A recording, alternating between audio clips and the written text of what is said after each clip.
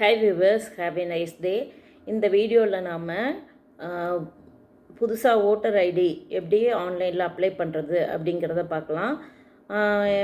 கரெக்ஷனும் இதிலே பார்த்துக்கலாம். அதாவது ப்ளே ஸ்டோரில் போய் voter helpline VOTER voter helpline அப்படின்னு சொல்லிட்டு ஒரு ஆப்பு டவுன்லோட் பண்ணிங்கனாக்க அந்த ஆப்பில் வந்துட்டு ஒரு ஹேண்ட் இப்படி இருக்க மாதிரி இப்படி இருக்கும். அதை வந்து ஓட்டு போடுறதுக்கு அப்படின்ற மாதிரி அந்த வயலட் கலரில் இருக்கும். அந்த ஆப்பை டவுன்லோட் பண்ணிவிட்டு அதில் வந்து ஃபார்ம் 6 ஃபில் பண்ணணும். அது வந்து ஃபஸ்ட்டு ஓட்டர் ஹெல்ப்லைன் டவுன்லோட் பண்ண உடனே நம்மளோட ஃபோன் நம்பர் இல்லைனா மெயில் ஐடி கொடுத்து யூசர் நேம் பாஸ்வேர்டு வச்சு உள்ளே போயிடணும். உள்ளே போன பிறகு ஓடிபி வரும். கேப்சா ஃபில் பண்ண உடனே வந்துடும். அதுக்கப்புறம் அதில் ஃபார்ம் 6 அப்படிங்கிறத செலக்ட் பண்ணாக்க நம்ம வந்து புதுசாக அப்ளை பண்ணுறதுக்கு ஃபார்ம் 6க்கு என்ன தேவைன்னா ஃபோட்டோ, ஆதார், ரேஷன் கார்டு இந்த மாதிரி ஏதாவது ஒன்று எடுத்துக்கலாம். அப்புறம் வந்து ரிலேஷனோட ஓட்டர் ஐடி அம்மாவது அப்பாவது இந்த மாதிரி எடுத்துக்கலாம். ஃபார்ம் 6 ஓப்பன் பண்ணோடனே நம்ம வந்து என்ன டிஸ்ட்ரிக்கு என்ன கான்ஸ்டியூஷன் சொல்லி கேட்கும்.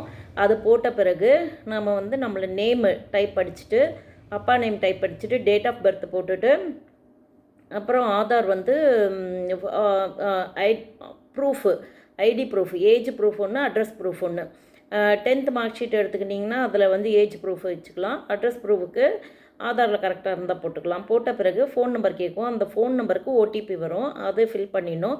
அதை ஃபில் பண்ணிவிட்டு சப்மிட் பண்ண உடனே திருப்பி வந்து இ-சைன் அப்படின்னு சொல்லி கேட்கும். அக்னாலேஜ்மெண்ட் வந்த பிறகு அந்த இ-சைனுக்கு ஆதாரில் என்ன ஃபோன் நம்பர் இருக்கோ அதுக்கு ஓடிபி வரும். அது வச்சு நம்ம சப்மிட் பண்ணோன்னா நமக்கு வந்துட்டு ஓட்டர் ஐடி 6 வந்து நியூவாக அப்ளை பண்ணி 18 ஏஜ் ஆனவங்களுக்கு வாங்கிக்கலாம்.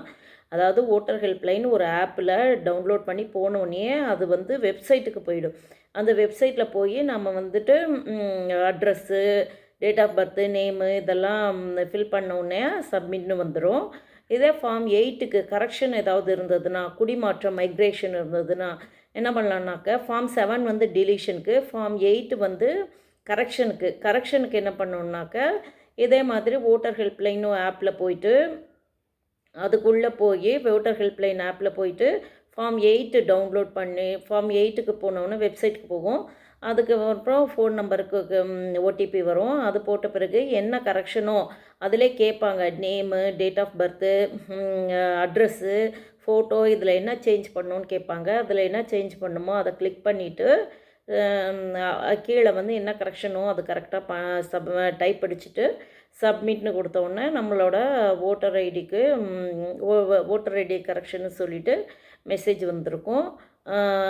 ஆதாரில் இருக்க ஃபோன் நம்பருக்கு ஓடிபி வரும். அதையும் வச்சு பண்ணிக்கலாம். இதுதான் வந்து ஃபார்ம் 6, 7, 8 ஓட்டர் ஐடியில் இருக்கிற கரெக்ஷன் பண்ணுறதுக்கு. ஃபார்ம் 6 வந்து புதுசாக சேர்த்துறதுக்கு, ஃபார்ம் 7 வந்து டிலீஷன் பண்ணுறதுக்கு, டபுள் என்ட்ரி இருந்ததுன்னா டிலீஷன் பண்ணிக்கலாம். ஃபார்ம் 8 வந்து மைக்ரேஷனுக்கு, குடிமாற்றத்துக்கு ஏதாவது கரெக்ஷன் இருந்தால் பண்ணுங்கள். ஃபோன் நம்பர் சேஞ்ச் பண்ணுறதுக்கு இந்த மாதிரிலாம் யூஸ் பண்ணிக்கலாம். எல்லாத்துக்குமே ஒரு மெயில் ஐடி வச்சுருந்திங்கன்னா பரவாயில்ல. இதுதான் வந்து ஓட்டர் ஐடி நியூ ஆட் பண்ணுறதுக்கான வீடியோ. Thank you viewers.